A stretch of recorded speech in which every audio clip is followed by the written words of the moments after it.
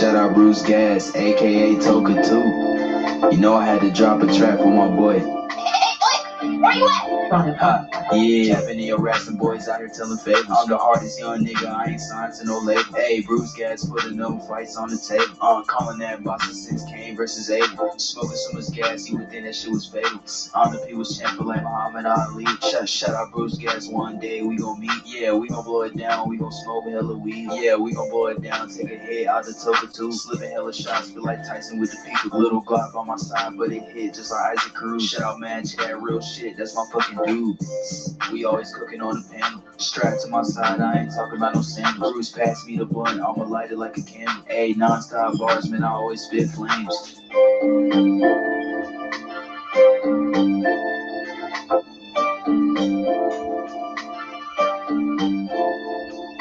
Feel like Bruce Gas always got a different strain. Bitch, you ain't like me, you can never feel my pain. You win and you lose, well, this a fight game. Don't beef on the net and the shit won't change. Said that on the stream, gotta do it for the game. Said that on the stream, gotta do it for the chat. I ain't undisputed, yeah, hold on, I ain't undisputed, but I want all the straps.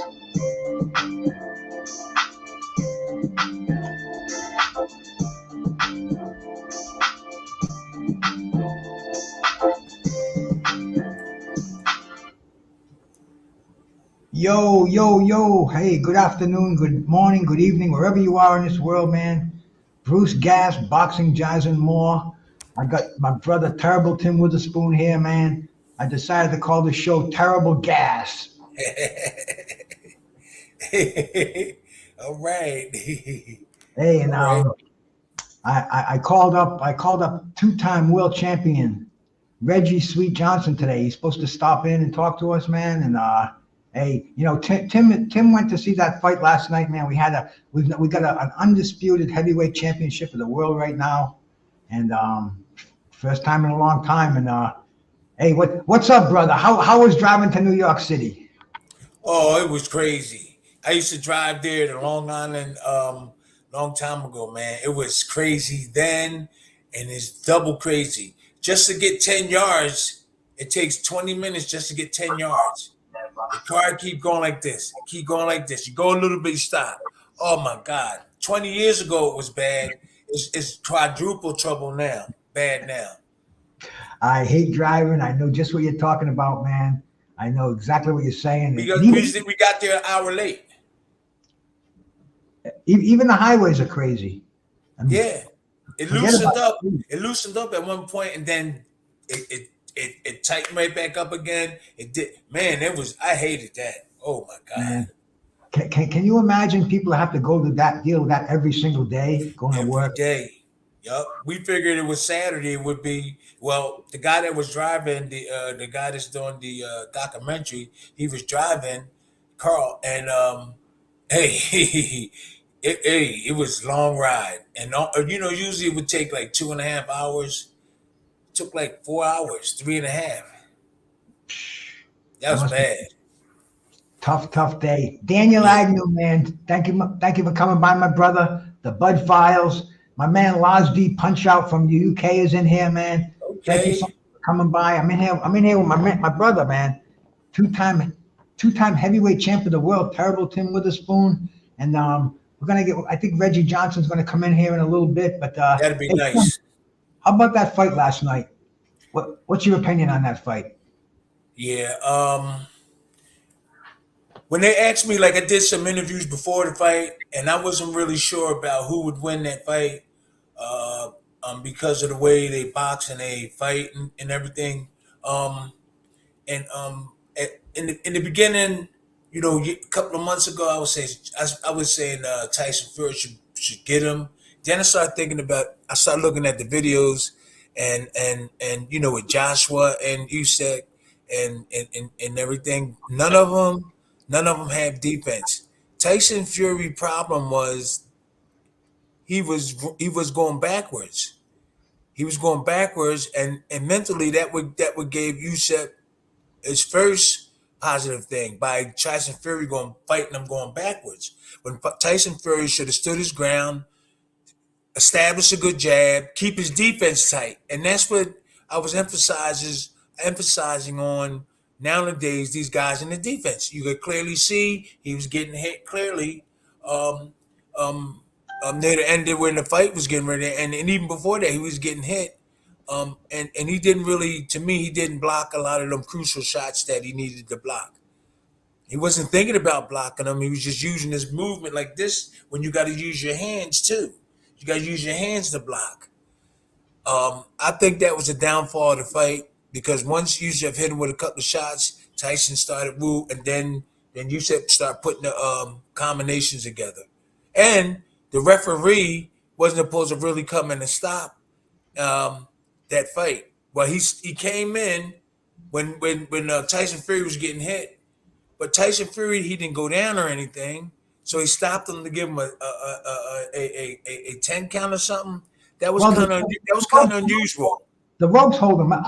I thought. But that was kind of unusual for the ref to come in and stop Yusuf from finishing Tyson Fury off. Now, if he didn't come in, Yusuf would have finished him off right there. So he came in and stopped him, and the bell rang about 10 seconds after that. So, yeah. Tyson Fury was getting hit with some good shots then, but he was going backwards the whole fight. Well, the way I saw it, man, I was watching it seemed like the first 5-6 rounds, Tyson Fury had his way. He was playing with him basically. Well, in my opinion, I think he was being careful when he was doing that. I don't think he was. I'm a boxer. He was being careful, but he was being sharp. But it wasn't like he was taking advantage of nothing. Yusuf was moving and missing shots too. It wasn't like Tyson was, to me as a boxer, it didn't like he was taking control over that fight. But he was getting in something. But in the beginning, he wasn't. But then Yusuf, then he started picking it up on Yusuf a little bit and looking better before that bell rang a couple of rounds, which allowed people to say, "Oh, I think Tyson Fury was," because the Tyson Fury was getting the best of him a couple of rounds, and that to me that's how I saw it. I thought Fury was getting the best from him. In fact, like I said, it almost looked to me like Fury was playing with him. He had his hands by his side. He was having fun with him, and then he got hit in the nose. He got that left hand right in the nose. I think it broke his nose. And after that, Usyk got confidence. He walked right through Tyson Fury after that, bro. He had his way with him. Well, it looked like he was playing with him, but he actually was serious. I know I've seen this type of stuff before. He was giving Yusuf respect when he was doing all that moving, touching him here, hitting him with those shots. You know what I'm saying? I know the movement. Like he was hitting him, like he was getting confidence and stuff like that. But it seems like Yusuf had something. His plan was never to give up, keep putting the pressure on him, and things like that. So I don't know. Tyson Fury, to me, near the end, he started getting a little bit worried because Yusuf started picking it up. But then at one point, it looked like Tyson was like really getting to him. It did look like that, right? Yeah. Well, he was landing some uppercuts and some good body shots.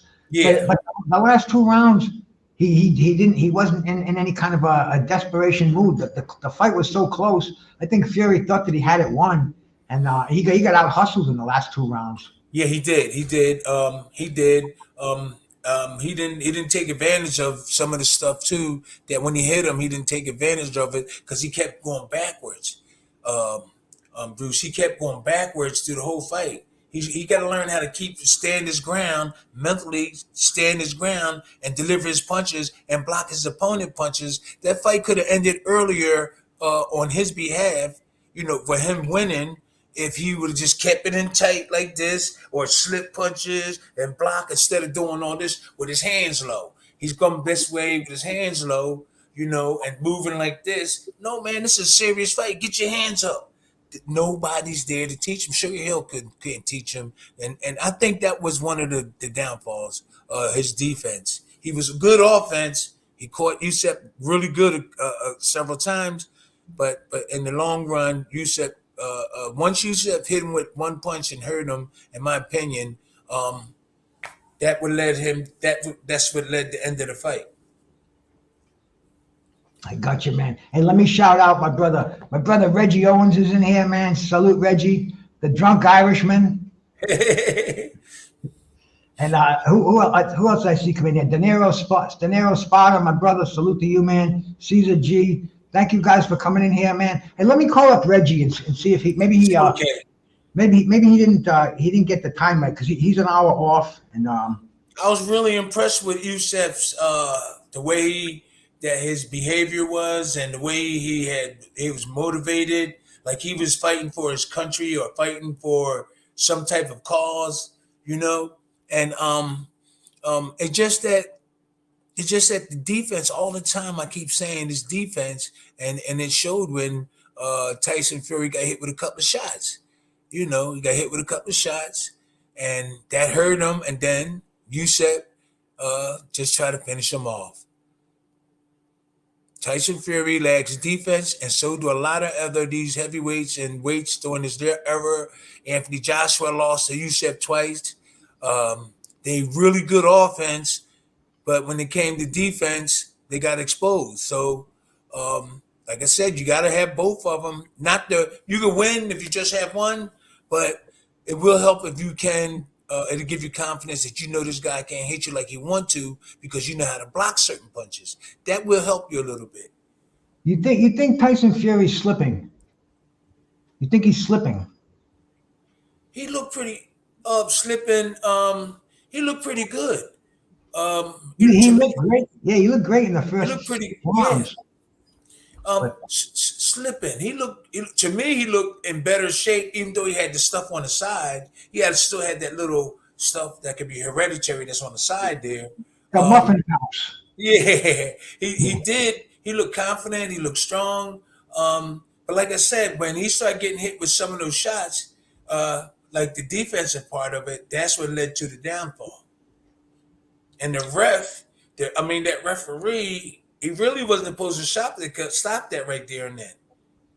Somebody said there was no. A lot of people said the referee should have stopped it. I think he should have let it. Well, when he stopped it, then that helped Tyson Fury. Remember, he stopped it when Yusef would hit him. Then he let him go back. Tyson probably would have hit. Hey, Reggie, that's him. What's up, buddy? How you doing, man? Everything good.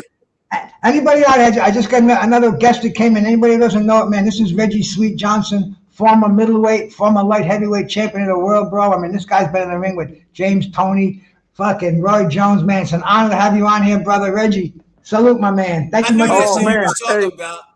Thank you, man. Thanks for sharing your platform. And, you know, man, I don't box no more. I can't box no more, but I love boxing.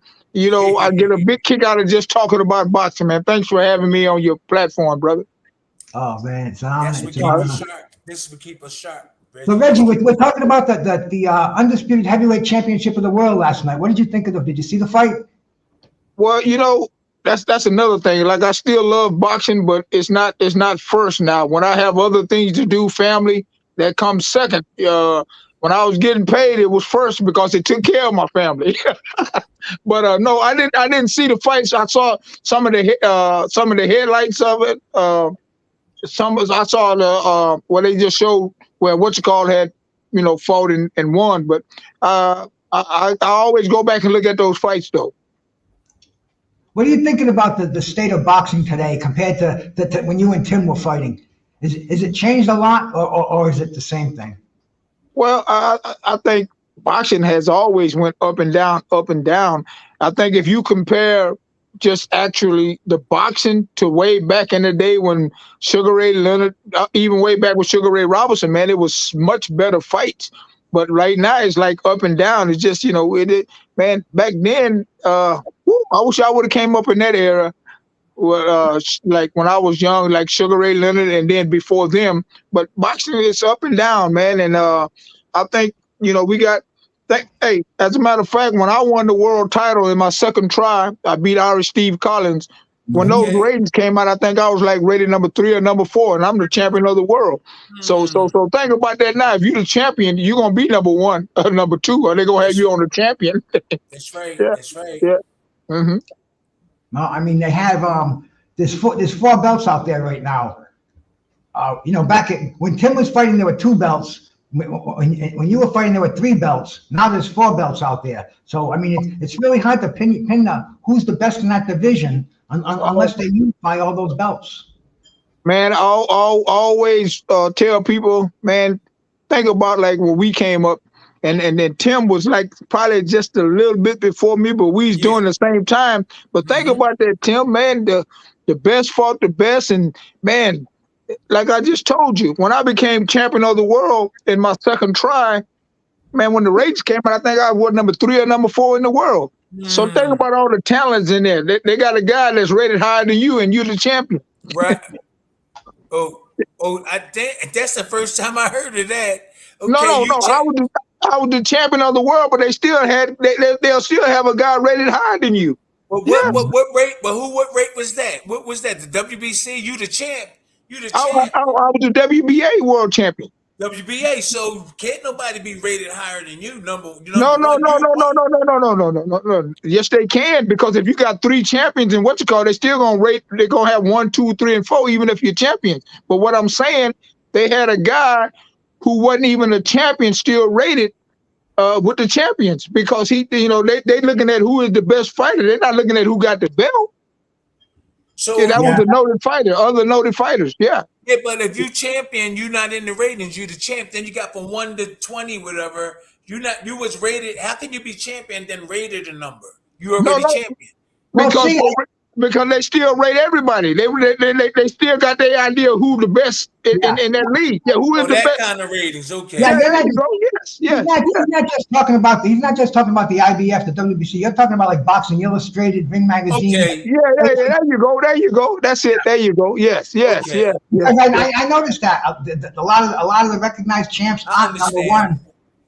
They take in every fighter in the division, regardless of what belt you have, and they rate you on. And that's really the way it should be. That is the way it should be. Tim, you look like you can ready to make a comeback, man. You still got that. What? Wow, man. I'm too old, man. I'll be 67. That's what I'm saying, man. You don't look like, and guess what? People don't guess my age, and I'm 57, but God, I'm looking at you, man. Wait a minute, you 67? I'll be 67 in a couple of months. So your birthday in what? Is it August? December 27. Oh, that's right. Okay, December. I'm tripping. I'm in August. God dang. Oh, summer baby, huh? Yeah. August 28, man. I'll be 58. So, man. August 28. Is that my daughter's birthday? Wait a minute, August? Nah, I think it's the 27th. Yeah. Yeah, I got a lot of people. Hey, August 27. That's Frank Tate birthday. That's who I lost to in the Olympic trials. Okay, yeah. Tate, I remember. Yeah, Frank Tate. Yeah. Wow, man, time fly, man. You look. Dude. These kids better hurry up, because before you know it, you'll be 100 years old, man. I just a couple of weeks ago, man. Like a couple of 8 months ago, things fly fast. These young kids better get up and do what they got to do, because before you know it, you be like Bruce smoking the thing on a podcast. Hey, that's why some nights. That's why some nights I can't go. Like last night, I was up all night, man. I couldn't sleep. I went to sleep about 5 something and slept like 3 hours. What's wrong? I know. I'll be scared to go to sleep, because I think I'm gonna wake up and be 95 years old. Hey, that's how fast it go, man. Yes, man. My boxing career just went fast. Boom! Now I'm here. I'm but see, we get on these podcasts. We turn the clocks back, man. We talk about boxing. We bring it all alive again. We're getting some of these young guys who don't know what happened back in the day. It's almost like we're born again. We're born to do this. We're born to turn all our experience onto these cats, man. Keep it alive, bro. Hey, Reggie, I want to ask you a question, man. Right now, the big talk is about steroids and drugs in boxing, Ryan Garcia, all this stuff. When you fought Roy Jones, I remember you telling me that fight was supposed to be in Las Vegas, and it was moved to Mississippi. And then you asked him where the cup was afterwards. Can you tell that story for us, bro? You say I asked where the cup was? Yeah, the urine test. There was no test. Yeah. That's the only fight I didn't take a piss test, bro. They didn't come in there and do a piss test. You serious? Yeah, when I fought Roy Jones. But hey, let me say this here, man. Not to take anything away from Roy because God know everything, bro. Yeah, and Roy know what he did or what he didn't do. I don't really get caught in that because he's the best fighter of our era. But check this out, man. That's the first time I ever had a world title fight, and I've had a lot of them. That when I got it back into the dressing room, sometimes they did it before and after. Yeah. I didn't do a piss test, bro. I wonder how that happened. Yeah, so right now everything. Yeah. Hey, what's it called? Hey, you know why that didn't happen. I got caught. Wait a minute, tell me. What happened, man? Tell me what happened. I didn't take a piss test. I mean, why come I didn't take a piss test after that fight? Why didn't you ask Every him? world title fight, I take a piss test. Why come that one I didn't take a piss test? Well, what we trying to figure out? That's what I want to know. What we Well, trying they to want to figure figure out if you got any dope in your system. Yes. So somebody was trying to help you by not taking it? No. They wasn't worried about the piss test because if the opposition is on drugs or doing what's called, and he's the face of boxing, and this is who they want to win. No piss test. So you see what I'm saying? Okay. So what? Roy Jones? You for Roy Jones? Yeah. So they mind said that okay, if we don't do this guy a piss test, that don't even come up. So we ain't got to test Roy. Oh, so Roy might have been on something, huh? Come on, hey man, but hey man, I don't know. I don't even care because even if a guy's on something, you still can whoop his ass. Yeah, that's what I was saying the other day. That's what I was saying the other day. Excuse my French, man. You still just like a guy can be bigger than you, stronger than you, faster than you, and you still can whoop his ass. I was saying that the other day, Bruce. Remember? That's right. It's That's real. That's real talk, man. So. Oh shit! Here we go. Good. Yeah. I'm back. But hey, man. But Roy was the best of our era, and me and him unified the light heavyweight division. He won a decision, and hey, man, that's history, and that's history made. Yep. That's right. Yeah, man, and that's just like you, man, with them heavyweights, all them fighters you fought, man. Think about that, bro. Yeah. Hey, think about it in this day and time. One of the guys who's in the, because I don't really even follow, but the heavyweights, who even close to the guys you was fighting back then? Think about that, man. That's crazy. Yeah. Hey, even the guys who just fought last night, man. Them guys, come on, man, with the fighters. I was telling Bruce that. How come it's like that? How come we don't have I was telling him, go ahead, Bruce. I was just I'm asking Reggie just one. How come it's not like that? How come we don't have any great fighters today, man? We should have. I mean, we got the best nutrition, we got the best trainers. We don't have the guys. I don't know about the best trainers. I don't know about the best trainers. All right. I don't know about the best trainers. You're right, man. Because I had Chato, I had Jesse Reed. Oh man, back then when I was coming up, I can only speak during my era. But hey, man, you're right. There was some great trainers, man. And I'm not saying they don't have no good trainers or even probably a couple of that. There's not as many great trainers now. That like it was back then when we was coming up. Tyson Fury, trainer, never fought a day in his life. Deontay Wilder, trainer, got knocked out by him. And I don't want everybody to get mad at me. Who else? There's a couple other guys that they never had a history of winning fights and stuff in people corners. And but when I was fighting, you had guys that were like former champions. My trainer, everybody knew him. He was a slick. Everybody knew him. Georgie Benton, all those guys in that era. You had Willie the Worm. All those famous middleweights and light heavyweights around. All them trainers. Right. And down they passed away. And even on the West Coast and Middle Coast, they had good trainers and everything. But if you didn't get that knowledge, man, it's hard now. I keep saying it over and over again. I can weigh in on that because now when I think like the late Manuel Chato Robles, and then the other trainer, who the head trainer when I signed with the people in California, he was the bantamweight world champion. But I took a liking to Chato because I just liked that old school stuff. Because I had Curtis Coates when I turned pro. Curtis Coates, the former welterweight champion, that was my chief trainer. Okay. From Dallas, Curtis Coates, he's the welterweight champion, man. But even not only the boxers, but even if you look at the trainers now, you can see that the bad in that too. The good and bad in that too, man. Come on, man. Emmanuel Stewart. Who can we compare to Emmanuel Stewart in this day and time? Well, I would just like to say this. I love Emmanuel. I love Emmanuel Stewart. And I don't want to take nothing from him. But when we was in camp together and he was like having conversation with my trainer. He gave him a whole lot of respect.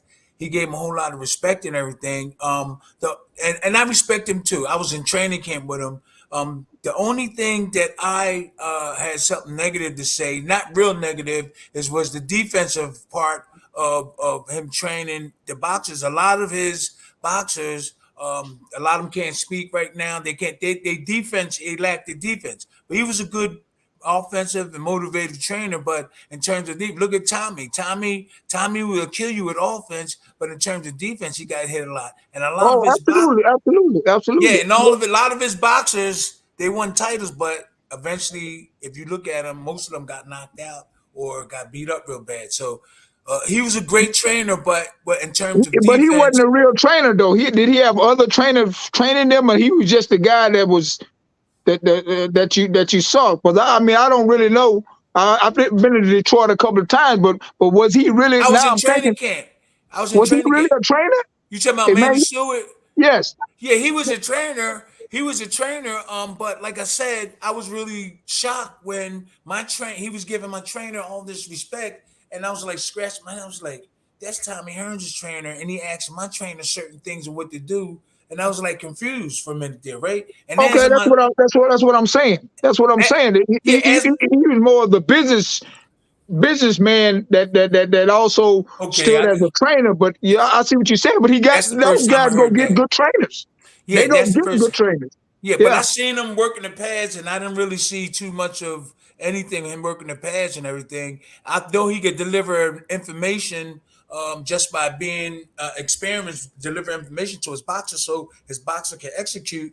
But I didn't really see too much of just Tommy Hearns just come up and gun you down. But in defense, he really didn't have defense. Oh yeah, no, you're right. And they said their best defense is offense. Is people need to stop saying that. Because you're gonna get tired and you're gonna need defense one time. So you got to teach them both. You got to teach them both. I always tell people this here story. Like I could say like the best of our era, Roy Jones, who I fought for all the belts and unified that. But think about it, man.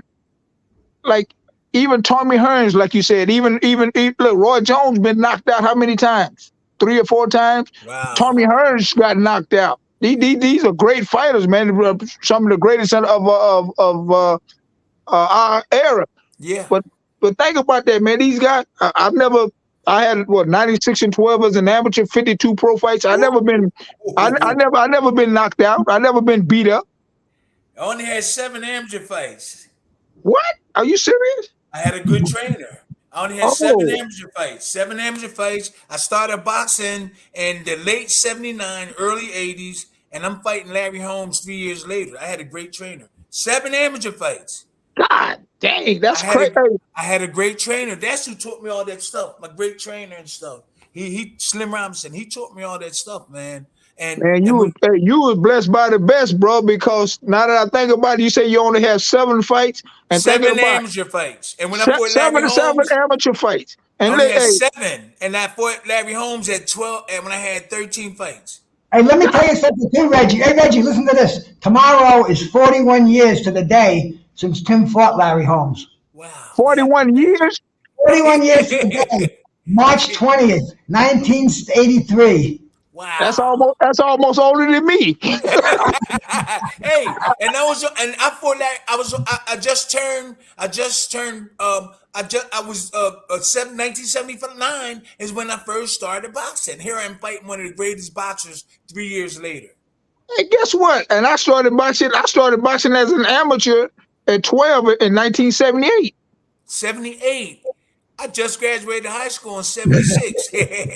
I Wow. graduated high school in 76, That's Reggie. crazy. I was 12 years old, and my uncle and his best friend was boxing at the Salvation Army Boys Club. They Yeah. took me there, and they put me in there with them gloves. And that's the first time I ever had gloves and head. And they put me in there with a kid, had almost 30 amateur fights. And I remember the late Mr. James Carter, who was the head coach over there, when he was taking the headgear and gloves off, he said, "Young man, don't you know you can become champion of the world? Wow. This is your first time being in a boxing ring?" Oh, he's seen you. Yeah, Mr. Carter. Yeah. Okay. Yeah, that Okay. became my white daddy, Mr. Carter, man. If you go look at Reggie Johnson bio, put the words together and look at that 5-minute documentary, you'll see my late mother and father and the late Mr. James How we Carter do and my that? late uncle. Yeah. How do we do that? Yeah, just put Reggie Johnson bio and put the words together. You Okay. can do it Reggie later on. Johnson. Okay, Reggie. Not now. No, Reggie Johnson bio. Okay, Yeah, I'm gonna do bio, that. B-I-O. That's it. Put the words together, though. You'll see my whole story. And then when it come up, Okay. it's going to be a lady. That's my late mother. See, my mother had me when she was 14. Ooh. Damn. Okay. Yeah. My dad was locked up. Hey, I grew up fast, man. I was my mama. You the man of the. I was a little. It's only 3 of us. I got twin sisters, and they were 5, 6 Whoa. years younger than me. Yeah. I grew up fast, Wow. man. 2 Yeah. sisters, boy. You probably boy. You was going crazy, huh? All the dudes Well, running around your sisters and stuff. but that's some crazy stuff because you know me. I got 14 kids. Ooh. Hey, Hey, man, it's hard for me to get girlfriends, man. no, but think about it. Me being a boxer, having 14 kids, it makes sense. I'm a boxer. We stick and move. You from that fifth ward? You from the fifth ward, Reggie? Hey, that's a joke, man. I ain't got no 14 kids. Oh, I'm gullible. How many children you have? No, I got believe- half of that. I got 7. Okay, I got 7 kids. Yeah. Hey, that's still what they call a good fucking man. Yeah. Oh, yeah. A good fucking man. Good fucking family, bro. Yes. Hey, Yeah, I hey, got- one of my favorite moments is, man, you fought James Toney, bro. You knocked him down in the second round. And it was a split decision. Eddie, that was such a Ooh. let's James talk tough about too. that. James is tough. Well, to this day in my heart, that's a fight.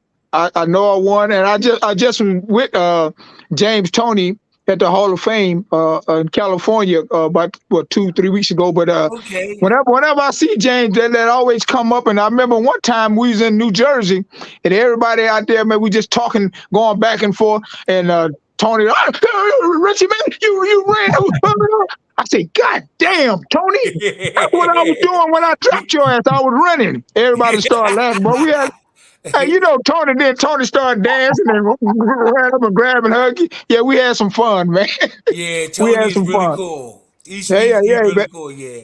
Hey, Tony was a bad, hey, man, for that man. Me and him fought at 160. He go all the way up to heavyweight and stop Holyfield, one of the great fighters. Come on, man. Wow. He stopped Yeah. Holyfield.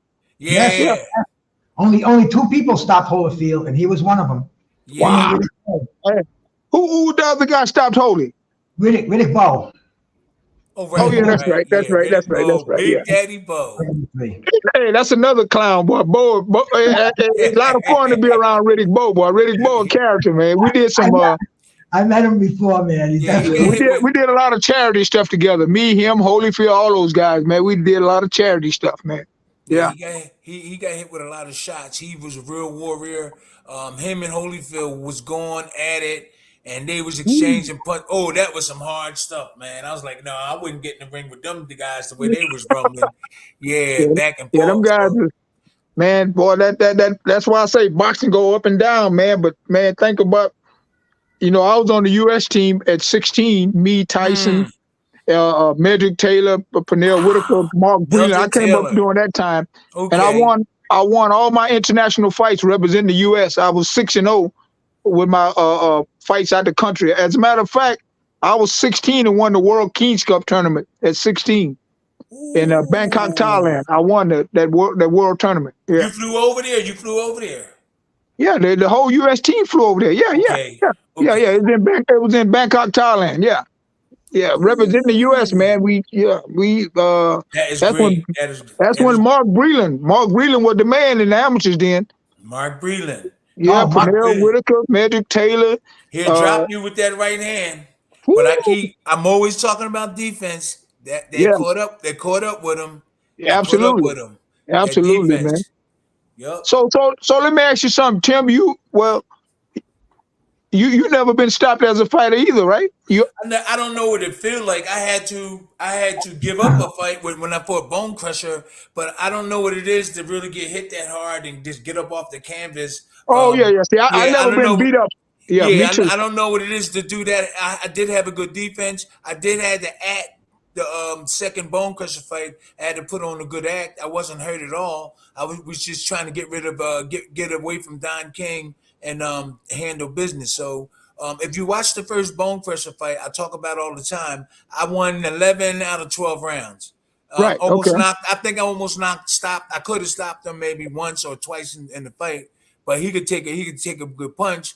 But politically, I had the second time I had to go that. But Call the Truth hit me hard, but I won that fight. He hit me hard, but I had a good defense, and I tried to not get hit solid all the time. Wow. Keep moving, keep my hands up blocking. Which Tyson Fury didn't do. Um, Right. Right. he Right. kept stepping backwards. Big as he is, he could have kept Yusuf on the jab on the outside, kept jabbing on 1-2s to the body instead of trying to hit him in the head because he can move real good. But Yusuf used a different tactics this time. He Right. Right. wasn't really moving. He was like stepping to Fury, and Fury was backing up. Yeah. Yeah. He was backing up, and is that you can go fighting back, but you gotta stand your ground and let the guy know who how you the boss and everything. So I'm pretty sure you like me. A lot of time when I'll be watching the fights in this day and time, I'll be like, man, if I was fighting in this era, I think I could tie both my hands behind my back and whoop these guys' ass. Hey, that's the way it is, man. Yeah, That's the way yeah. it is, man.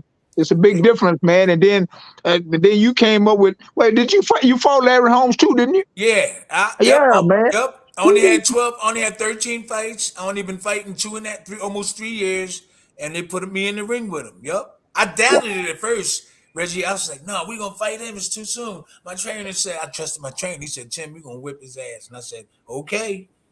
I believed in my trainer, and he taught me defense. He taught me the things to do, and I executed them in that fight, and it made me look really good.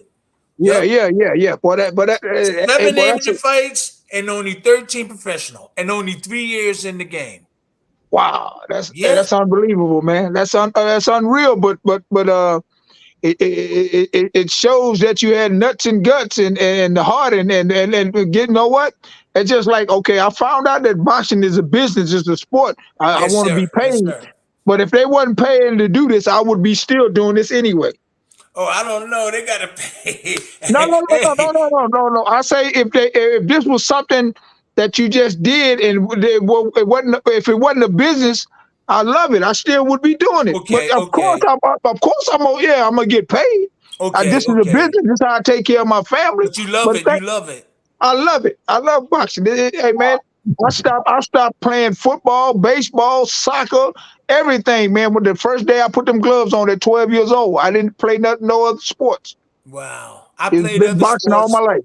I Yeah. played other sports. I played other sports like football and baseball. I played a little bit of basketball, soccer, but boxing was really the one I really got into.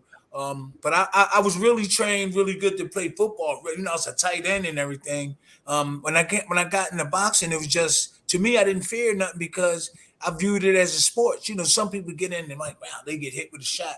No, I was trained to block them. I was trained to deliver them. And I viewed it as a sport. Some people get nervous, scared because it's like a fight. But I viewed it like a sport, and it didn't really scare me that much. You You know why know. it didn't scare you? Because you from the hood, just like I am, and you was fighting. Hey, And I'm from the hood. fighting, man. Fighting came to us. Hey, man, we was taught to fight and defend ourselves. But think about it. Organized fighting, I can fight and I can get paid to fight. I Oh, wasn't come fighting on, it. man. Reggie, I wasn't fighting in the hood. I just played sports, so I was looking at it as a sports, not to fear somebody. I know, I but didn't. no. But what I'm saying is, if you from the hood, like I'm from Yeah. Fifth Ward, where George Foreman moved to when he came to Houston. I'm the first guy from Houston to win a world title. But in Fifth Ward, Ooh. it was noted for being that's like the what part of New York is it the Bronx? That's that hey man, that's the Harlem. oh I know what man. you mean. I know what you Yeah, mean. like Compton in California. Well, I used to live in California, man. Out there, man, it's bad out there, bro. You can't. In certain places, when I was going to that 108th Street gym, and I remember one time I met a girl and I went there and I told the guy, the guy said, "God damn it, Reggie, don't you ever do that?" I said, "What you talking about, man?" I say, "Man, hey, man, I'm a man. I love pretty women." He said, "Yeah, man, but she ain't worth that, man. You go down there, people will rob you or jump on you and take your car." Everything. I say, You "What?" can get set up. You can get set up, Yeah, there right? you go. Yes, yes, yes. So, hey, man, you live and you learn, bro. That's true. Yeah, That's true. yeah, But so yeah. all the gangbangers, like where I came from, like right near the Italian market where Sylvester Stallone made the movie. If you played sports, all the gangbangers like supported you. Like they didn't initiate you in the gang or nothing like that. They Right, supported you. right, Where I came right, from, it was Seventh and Emily, and right, Jeff Chandler came from Fifth and South. Matthew Shah Muhammad was from 13th and South. And those gang once, like if you box, they supported you. They didn't try to initiate you in the gang. right, So right. that was Whoa. one of the Okay. advantages I had. Plus, I had a big family. I got 10 siblings, had a whole bunch of uncles and stuff like that. So they pretty much didn't bother us about getting us and putting us in gangs. Like you know how they get you and tell you that you gotta be in this gang and all that. Yeah, yeah. Yeah, See, they didn't. I never experienced that, man. Cause and down in Houston, man, when I started boxing at 12, I was at a boys' club, so it was Okay, organized and stuff. You see what I'm saying? But but it wasn't like that in Houston. so Yeah. they didn't try to force you to be in the gang or nothing. No, no, Okay. they didn't have that in Houston like that. You know, I mean, they had them Oh, street they had them street guys, but them like my dad was my late father was one of those guys, and I remember him and George came up together when George moved to Houston. But okay. yeah, those were street guys and did did the dope and the weed and they did all that stuff. But So you and was even my around George. You was around George. no, my dad, yeah, Okay. George Foreman and my dad grew up together. Yeah, Okay, that's cool. yeah, yeah, So yeah, he yeah. must have went to church then. He must have went to church. Oh no, George didn't start that church till when well, that was way down the road, bro. When George started church, that's when Ain't George. there something, Bruce? Ain't that Judge, something? Judge was rolling people for Christ's sakes, man. Judge wasn't praying back then. No. George didn't do the church thing until he was That's when he, well, he did it way before he came back to start fighting. But that was when he lost to Ali and this and that. And remember, he said he went in the dressing room and that's when he like met God or something. That's when George got with God I think after the Ali fight. I thought he was always like that. No, Okay. no, no. No, no. Judge was mugging people on the streets in the Fifth Ward, bro. You serious? Hey, Yeah. George was getting more monkey than me and you put together back then, brother. Whoa, ain't that something you learn something every day? I didn't know that. I Oh, thought he was like absolutely. religious all his life. Oh yeah, George. No, he wasn't like that all his life, man. George was like a lot of people didn't mess with him because he's like He he a tough bully. too. He's a big dude. Yeah, Yeah, I he's know. he's a big dude, man. And You he's from Marshall, Texas. And I had to correct people all the time. I'm the first guy born and reared in Houston to win a world title. And they say, wow. no, George Foreman, but George is from Marshall, Texas. I think he came here when Okay. he was like 12 or 13 or something like that. He's Yeah, originally from where? Marshall, Texas. Oh, he's from Texas, Marshall. Okay. Marshall, Texas. I'm born and reared right here in Houston. Yeah, Oh, Houston, Texas. yeah, You've So been here before, right? no, I fought in Texas somewhere. I can't remember. You know, when you get old, you start forgetting stuff. I fought in Texas, A somewhere, pro fight? yeah, a little town, Let me. You got to go on BoxRec and look. You'll find it on BoxRec. Yeah. It Yeah. was in Texas. Yeah, I fought in Texas. It wasn't Beaumont, was it? Was it Beaumont? Was Was it it? close to Houston? It might be. Might be Mississippi. I don't know, champ. Oh, yeah. See, I fought in He Mississippi too. looking. That's Mississippi. Yeah, you think about I Mississippi? fought in Mississippi, and did I fight? I fought in Texas. I just can't Yeah, what? remember. I Corpus don't. Christi. Bruce looking, huh? I'm not seeing. I'm not seeing no Texas in here, champ. Oh, okay, then I must. I must Yeah, have went to see you fight, Reggie. yeah, That wasn't that tight, bro. You must have caught one there. yeah. But all this stuff is pretty close, like Mississippi, Texas, and all that Yeah. stuff down in here. Yeah, but that Mississippi, I fought there about 3 or 4. That's what me and Roy Jones fought. Wow, I fought in Mississippi. I fought in Virginia. I did fight in Mississippi. I just can't remember. Yeah. To see that fight with me and Roy was supposed to be in Vegas, and then all of a sudden I'm like, man, why the hell they changing this fight, man? They put it in Mississippi. I said, this is a unification fight. This is a big fight. Was All it in the a belts on it. casino? It was in a casino. Yeah, in Mississippi, that one of the casinos. Yeah. Okay. It was on an Indian reservation because they don't take drug tests there. Drug Yeah, tests. that's what it is. Oh, that's right. That's right. That's what we talking about. That's what we was talking about. Okay. Why So they don't do that? Why? Why they don't? hey, but hey, he just educated me. When the Indian reservations do it, they don't. He just said they don't. Sometimes they do it, but they don't do the piss test. Wow. Well, you know, it's a state by state thing. It's what they test for, and you know, Right. That's right. Yeah. when he's running boxing, people look the other way. It's real simple. That's why I can't put Ryan Garcia on the cross because they said they found a trace of Osterine in his urine. I mean, there's so much bullshit going on behind the scenes in boxing, especially with drug testing. And man, we got one of the pioneers, Reggie Sweet Johnson, who possibly was a victim of dirty drug testing out here. Okay. We're not going to make any accusations or point any fingers, but it's been going on for years, man. It's still going on today. Okay. Well, hey, I like to share this with you guys. Hey, man, I'm 57 years old. I've never had nothing foreign in my body, not even a beer. And I was taught that by the late Mr. James Carter. Whoa, hold up. You never drunk alcohol or smoked weed or nothing? Hey, I've been drunk one time. That goddamn Roy Jones 1-2 punch. Champ, for real, you never did anything? Hey, my mother and my dad are gone. I put that on my mother and my father. I've never had a beer, nothing foreign in my body. He's an alien. He's an alien, Bruce. No, hey, but I was taught that by Mr. Carter. Me and Tyson got the same story. He had Gus. I had the late Mr. James Carter. And he said, don't ever put nothing foreign in you. Mr. Carter always drank Dr. Pepper when we was kids. I remember he used to always have same with him. And that man, when he passed away, he's like, I think he's like in his mid 80s. And same with him. He never had nothing to drink or nothing foreign in his body. Not even a beer, man. I never had a beer before, and I've been in that. I've been in that atmosphere. And back in the day, when like me, Willie D from the Ghetto Boys, we used to go out. They always wanted me to go with them because I was their designated driver. They know I didn't drink, so they can drink and do their thing, and they get home safe. Yeah. They used to call me DD, designated driver, back in the day. I was their driver. I know somebody. And you listen to this guy now, 55 fights, and he sounds like he never stepped in the ring at all, man. You got the clear head upstairs. Wow, he made it through without no trouble. Good defense, or keeping that body clean and pure, man. I mean, that's cool, man. I'll be this coming August 28th. I'll be 58 years old. Yeah. Ooh. I'm gonna wish you a happy birthday. You eating clean food? You keeping your diet nice and clean? Wait, man, they got a place. I don't know if they have it where y'all live, but it's a place called Saladas. I found that place about 7 years ago, and you go through there and you build your own salad. I remember one time I ate there 11 days in a row, and normally I eat one. Yeah, but I eat healthy, man.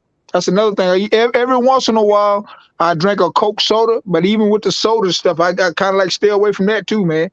Yeah, every once in a while I drink soda. Yeah. Yeah, I don't drink soda at all. No. Hey, but that's my drug. that cherry Coke, man, I love it. I haven't had anything but water for the last 3 years. I drink strictly water. I gave up the Coke, the juice, the coffee, the caffeine, the alcohol. You know, I haven't had a drink in 23 years, but as far as anything but water, I put nothing but water in my body. It's the purest thing. And that's what I've been forcing myself to do too. Drink a lot. I got right over here. I got all these different types of water, and I always got water people calling me, want me to. And I was in the business with some people for a while back in the day. Yeah. So yeah. And I get that all the time. That natural water. I get that call all the time about people want me to jump on board and help with their water and that stuff. But me, man, I just don't do stuff. I got to do the research and make sure it's the real deal that's really helping people. I just don't just put my name on or anything, man. Hey, if they giving up some cash, if it's positive, but even you say you're right. If it's positive, but even if I got business people that know do the research, and my daughter, man, these kids now, man, with the technology, man, my oldest kid is 39, man, and even all my daughters, even my sons, man, they so smart with the computer. Get on, how they know how to go do their research and all this stuff. My office is my kids. I'm surprised we got 3 old geezers up here. We could figure out how to put a show and get online together, man.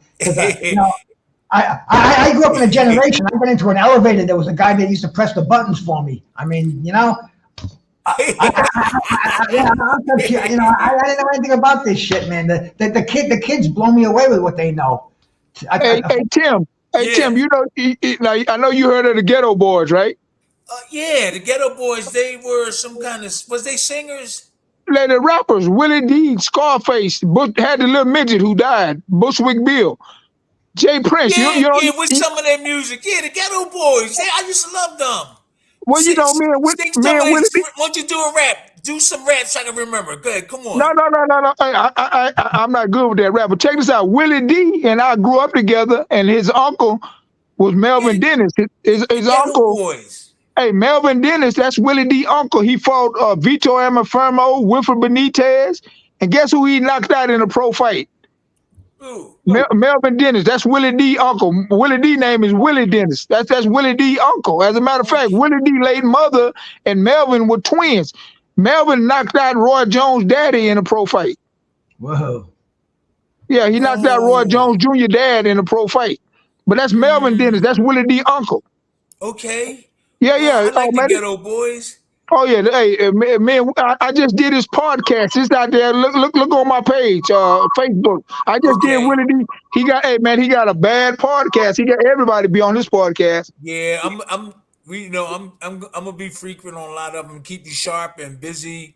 I just was a little tired today because yesterday I went to Long Island. They had a Hall of Fame thing up there, and it's hell driving through New York. Me and Bruce was talking about it. It took us like an hour and a half to more than to get there. So it takes 2.5 hours to get there. It took us 3, and it took us an hour 3, and it took us an hour and a half more than what it usually do. That traffic, I was mad. We got there. My settings. I was like, the way I felt was I was like changed. I was happy going up there, but when we got there, I was all wow, all this just to get there. So I know. We did a little talk. We did a little talk to the kids and stuff, and then we another thing, we had a good time. Then came home. So I'm a little tired. Oh, I understand that, and I do a lot of that I love working with the kids, and because somebody was there for us, and we got to be there for what's the kids in this day and time. You're right about that. That's right. That's right. But hey, one of the things I would like to do too, I would like to hook you up with Willie D, man. You ought to see his podcast. Go look at it, man. And I just as a matter of fact, his podcast I did about 5-6 months ago, and he just showed it a couple of weeks ago. Give the information to Bruce. I will. Give it to Bruce, and so we can do that. I wouldn't mind. Then the Ghetto Boys, I used to love them. You can't do none of their music, man. Come on. Man, hey, as a matter of fact, Willie D used to come to all my fights and stuff. He used to come when I lived in California. But he even in some of his songs he talk about me in there about the fights, man. Yeah. Oh, nice. The Ghetto Boys, I remember that. They had that one song. What this Willie D song by itself about bald head hoes? You remember that? No, I Bald head hoes. Yeah, that's the ghetto boy. That's Willie D, I man. remember the Ghetto Boys. They was hot. They was hot. Yeah, Scarface and Willie D, and then they had Bushwick Bill, Scarface. the little midget. Bushwick Bill. He Bushwick passed Bill. away. Yep. He passed away. Oh. He been gone Bushwick by. Bill was a little short dude. That's the midget. Yeah, the midget. Right. Yeah, Right. yeah. Okay, we got it now. All them guys right here from Houston. As a matter of fact, me and Scarface used to be neighbors. We lived in the same gated community. Scarface. I remember them names. Yeah, them boys are bad, man. Yeah. I want your autograph, Reggie.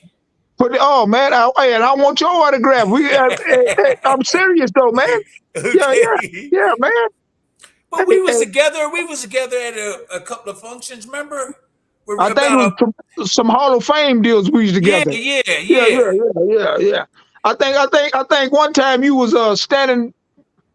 That's where all the people was in there, and I think because I do this to everybody. I did it to Duran.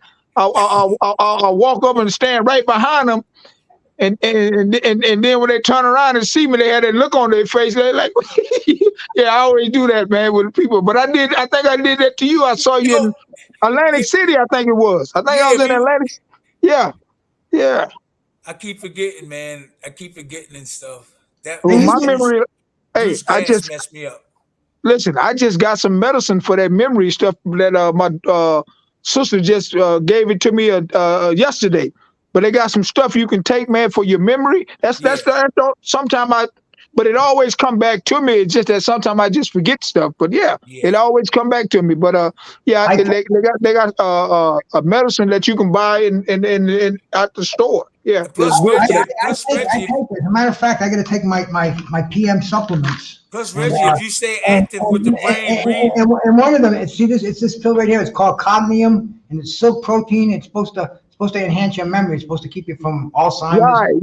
Yeah. Well, I just got the same thing, man. Yeah. Hold on one second. Hold on. I gotta get that. Hey, this is it right here. Look, this, I just got it. See, a couple days ago. I'll show you mine. Hang on. Yeah, this is what you got to get, bro. It's been helping you. Well, I just started taking it yesterday. I just got it. What's the name of it? It's called. Hold on. Hey, it's called Prevention. It's called Prevention. I know what you. That's what I got. That's what I got. Yeah. This is what I take. I take this one. It's called cadmium.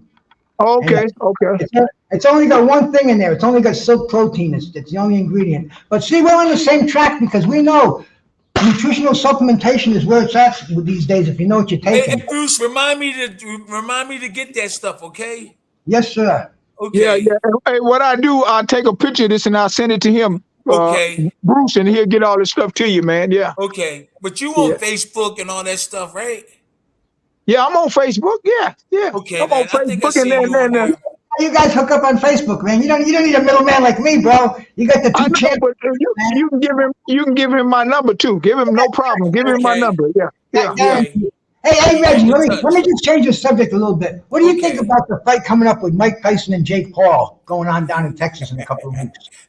Hey, I'm gonna try to make that, man. I'm trying to change some business stuff I got going on. And let me tell you something, man. Think about that, man. These guys, okay, I know it's a fight, but it's not a legalized fight. And them guys making more money than we make in real fights. But it's a legalized fight. The Texas but Jake, the Paul know that. He know that Tyson. Listen, if Tyson really would jump on him, it would end in 10 seconds. It would end in 10 seconds. So. Hey, this is a Hollywood fight. This is a Hollywood fight, bro. It's a Hollywood fight. That's the easiest money Mike ever made. Watch. Absolutely, man. Absolutely. And let me tell you something, man. Think about it, man. I'm waiting on them to call me because I want to make that kind of money and not a real fight. But you say this is supposed to be a real fight? Yes. It's sanctioned by the Texas State Athletic Commission. It's going on the record of Jake Paul and Mike Tyson. Wow. I didn't know that. Wow. 8 2-minute rounds, which is weird. 8 2-minute rounds. So Jake Paul is getting 30 million, Tyson getting 20 million, and that's just what they guarantee. That's not even the pay-per-view. They still get a percentage of the pay-per-view. Think about that, man. I don't know, bro, but I know they're making a ton of fucking money. They're making millions. No, that's what they had out there. That's what they put out there. They both guaranteed 30 and 20 million, and then they get a percentage of the pay-per-view. Well, You know how many people are gonna buy that? Well, Jake No, Paul, it's not a pay-per-view. It's free on the platform they're on Netflix. If you subscribe to Netflix, you get the fight for free. So wait a minute. I thought. Well, maybe I'm thinking about another fight. Then I thought they was getting well, they getting 30 and 20 million dollars. No, yeah, that's the same fight, but it's free on Netflix. But somebody's putting the dough for that. They're only fighting one time, and it's not a pay-per-view. It's on subscription Netflix. Yeah, Netflix. Hey, Lady Chen. Okay. well, Lady Chen is on. Let me thank the beautiful Lady Chen for a super chat, man. Salute my sister. And all you cats out there, I want to acknowledge you, but I got these two legends on here, man, and I don't want to cut them off. So as soon as it's over, I'm gonna shout out to everybody that came in here, man. And I got Reggie Johnson, I got Tim Witherspoon, bro. We're talking boxing. Go ahead, gentlemen. Yeah, I was on Lady Chen's show about a couple of weeks ago, but and yeah, she got a really crazy show, boy. She really got a crazy show. You need to try it one time. But they like the Tyson is getting the best gift of his life. He gonna go in there and just play around with him, but he could take him out anytime he want. And Jake Paul cannot beat the top 20. He might not could beat the top 30. If they got somebody in the top 30, Jake Paul will never beat none of them.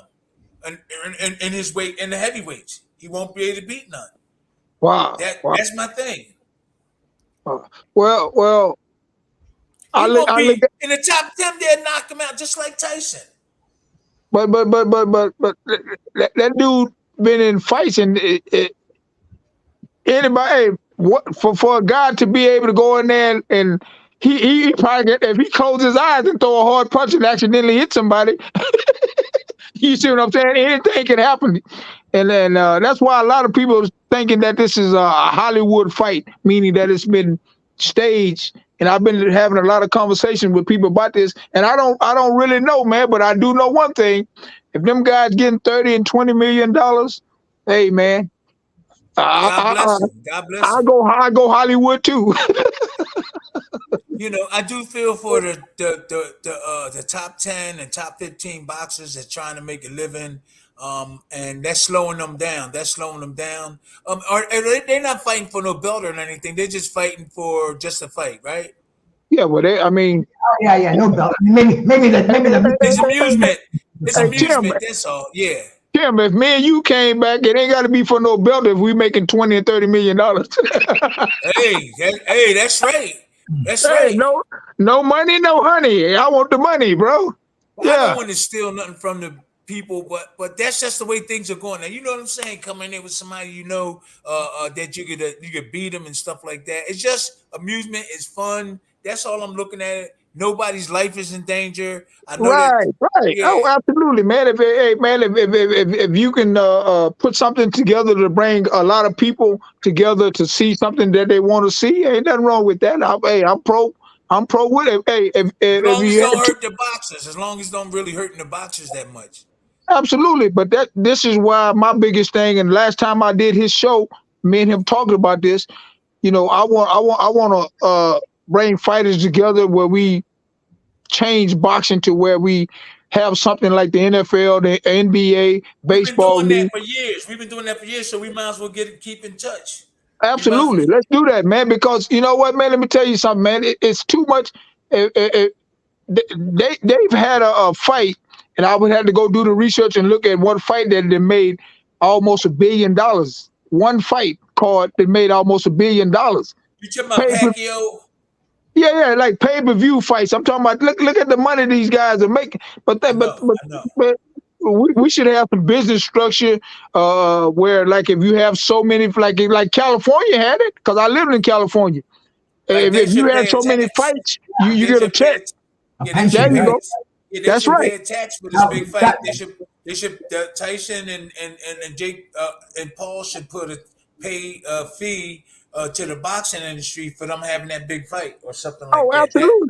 Yeah. Absolutely, man. But until fighters come together, because think about it, man. Of course, you and I don't fight no more, but that's gonna probably be in our sons or some of our kin people, or just some people we know that's gonna be in their life and in their spirit to want to box. We don't want them to go through what we went through. Reggie, I remember this woman out in Texas, man. Her name was Josephine Abercrombie. You remember? Hey, I used to be with her. I used to be with her. Now Josephine wanted to take care of the fighters. So explain a little bit about the pension plan and the health insurance that Josephine offered you guys. Well, she had a lot of stuff, but this is what happened. I didn't do business with them because they signed Frank Tate, who I lost to in the Olympic trials in '84. Okay. And guess what? And it was a great thing that happened because the late Mr. James Carter, me and Tyson got the same story. He had Gus. I had Mr. James Carter had me since I was 12. That's who my uncle took me to. But check this out. Don't you know that Mr. Carter said, no, we can't sign with them, Josephine Abercrombie, because they got Frank and y'all gonna end up fighting each other in the pros. Y'all fought in the amateurs, Olympic trials, y'all gonna fight in the pro. But man, I was 17 when I turned pro, got 250,000 and a brand new car. And then they paid my rent for 2 years. Wow. I wish I'd have got that kind of deal. No, that's the deal I got. But let me tell you something, man. That lady Josephine Abercrombie, man, you ought to see the gym she had here. She built it. Hey, man, that lady. I remember her.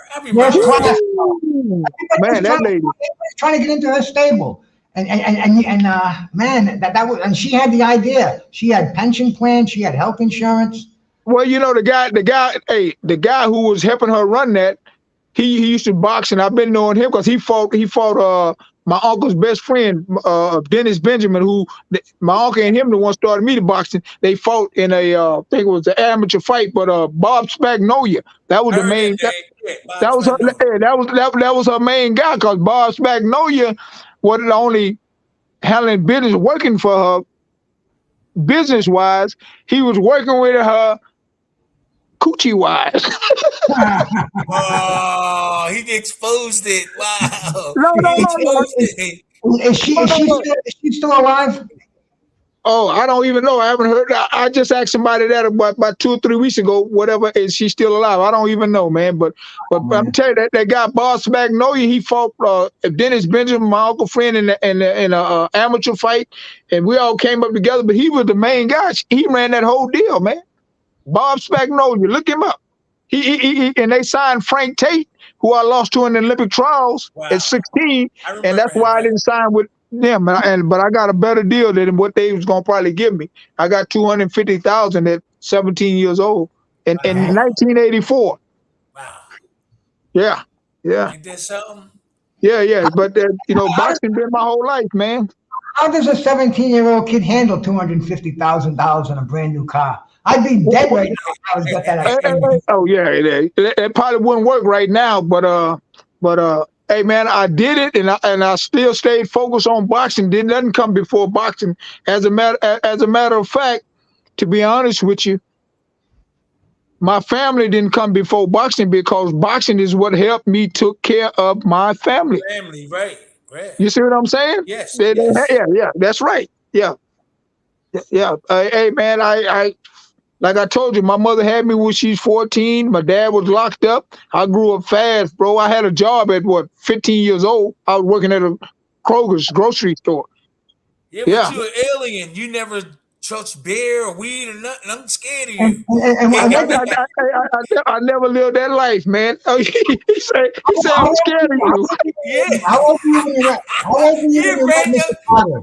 How old were you when you met Mr. Carter? Oh, I was 12. My uncle took me to the boys club. I was 12 years old. Me and Tyson got the same story. I think he met Gus when he was 14. I was 12 when I met the late Mr. James Carter. Hey, that's why I say if you put Reggie Johnson bio on YouTube and tell my whole story, you'll see my late mother, my late father. You'll see Mr. Carter, and you see my uncle. But put the words together, no space in between it. Just Reggie Johnson bio, okay? Okay. Yeah, no space. It'll tell that whole story. You'll see Mr. Carter, my late mother, my late father, my late uncle.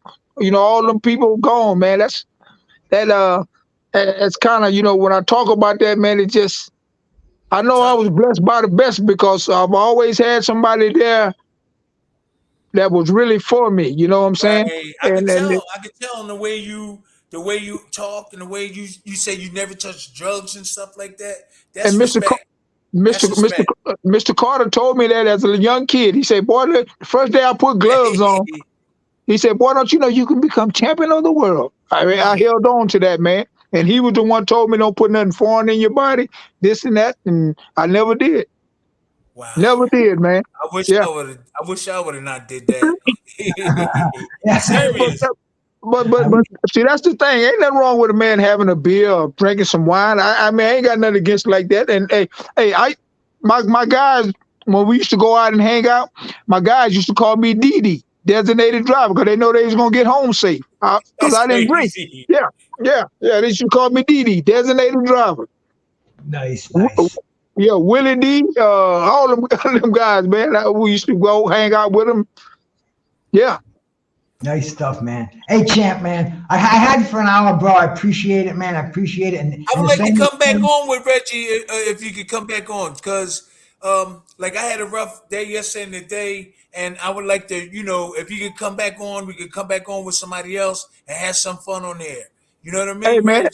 Hey, you know what would be real tight though? If I can get Willie. Hey, man, look at Willie D podcast. I just came out on, but he be having everybody on there. I'm talking about all these. Willie D. I remember that. Oh yeah, look him up. Yeah, but if we can get Willie D to come on your thing, man, that'll help. That'll help you, and it also help him. Yes, sir. Yeah. We'll bring the old white man to his site, bro. Yeah, come on down for sure, man. Oh, but Willie D be having everybody on his show. That's why he's so. Hey, man, he got one of the best shows out, and he been doing it for a while, man. And yeah. I've been trying to get. I've had a lot of people been trying to get me to. They want to do like a podcast with boxers, or just do a podcast, and yeah. Hey, I'm jealous of him, man. He never did anything. I just want to tell everybody out there, man. I called up Reggie about a half hour before I go online. I asked him if he didn't even know me, bro. And I asked him if he wanted to come and talk some boxing, and he said yeah. And man, that's cool, Reggie. This is a champ, bro. This is a champ, man. So I absolutely want to shout out to my brother Reggie Sweet Johnson, man. Hey, I love boxing, and I love people who love boxing. Hey, man, we got something in common. So it's major. Yeah. And you love yourself. Oh, absolutely. Love this show. Hey, man, this whole thing with what we have with technology. Think about when we was growing up. We didn't have before the computers and all that this stuff on the Facebook and all. Man, we didn't have. Man, look at all this stuff we got, man. Man, it's so many ways for anybody to survive, man. That's right. And to come up, man. That's like us who love boxing. We can come on here and talk about it. I got nobody I can go talk about boxing to. They think I'm nuts out there. I go talk about boxing.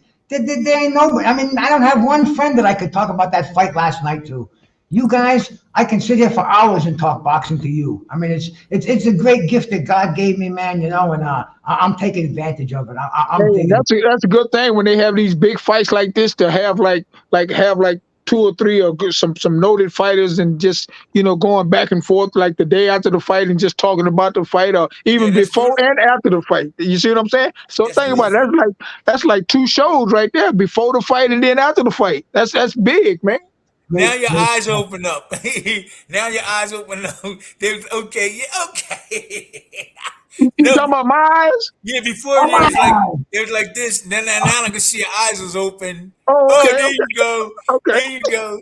Yeah, that was like that. There's like that, and then they ended like that when you got closer. Oh, it's probably because these lights, the way these lights are on me too. Okay. So we're gonna get together again, right, Bruce? Oh, for sure. I'm gonna lay down.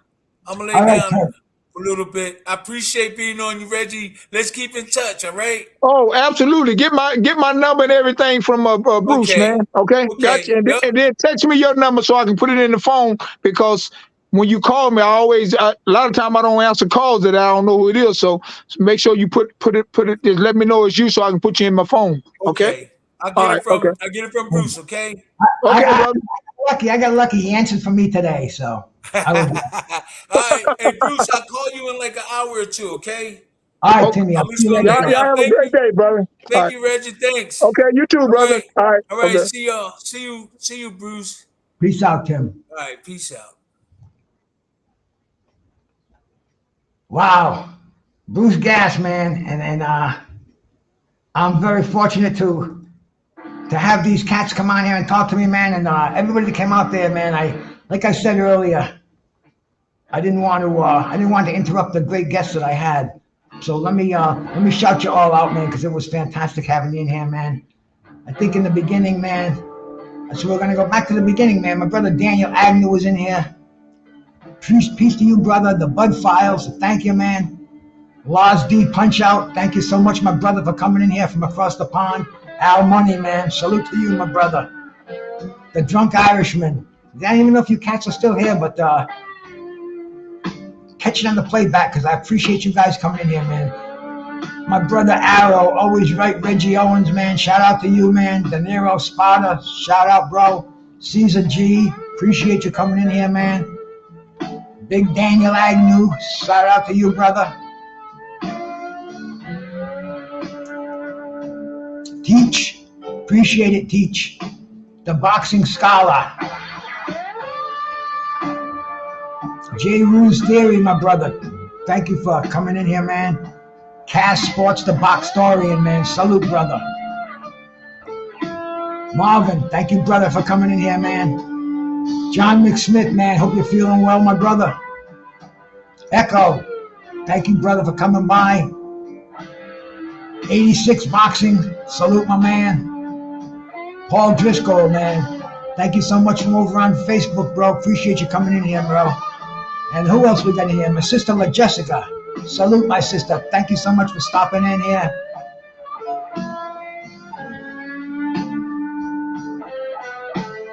Let's stroll down these. My Unk 3 Finest, bro. Salute to you, my man. Teddy Bruckshot. Shout out, my man.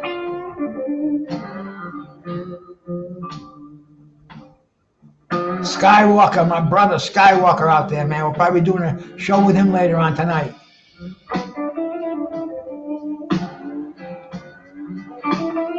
El Quattro, salute Quattro. How you doing, my brother? D-Ray. Oh yeah, man, I'm going back a little bit over here, bro. I guess I got a lot of comments. Thank you, cats, for commenting. And like I said earlier, man, I had those two cats on here with me, and I didn't want to interrupt them, man. When they started cooking, let them go, man. Let them go. 306 from the sticks, bro. Thank you much for coming by. Just Frank, my man. Lady Chan, come by and drop me a deuce. I appreciate that, my sister. And World Combat Sports, man. Always much appreciation. Always showing love, man. Thank you, brother. Seattle Ryan, man. Salute, my man.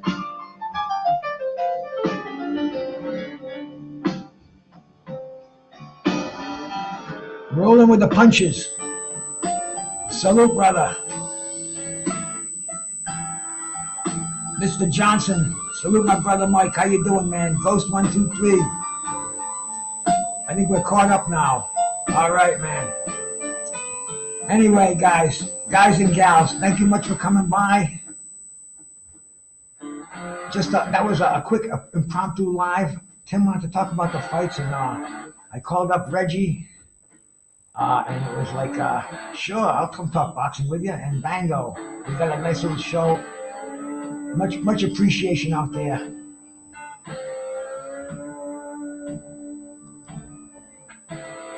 Let me end it, and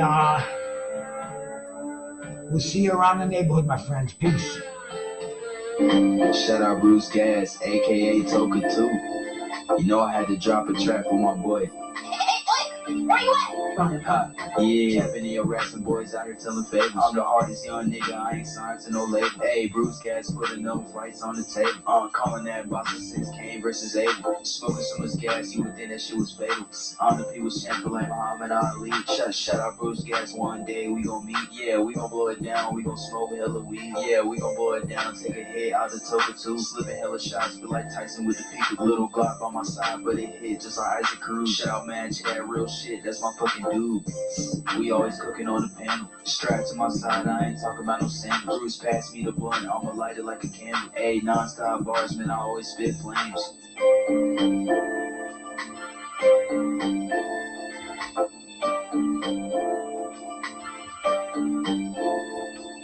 Feel like Bruce Gas always got a different strain. Bitch, you ain't like me, you can never feel my pain. You win and you lose, well, this a fight game. Don't beef on the net and the shit won't change. Said that on the stream, gotta do it for the game. Said that on the stream, gotta do it for the chat.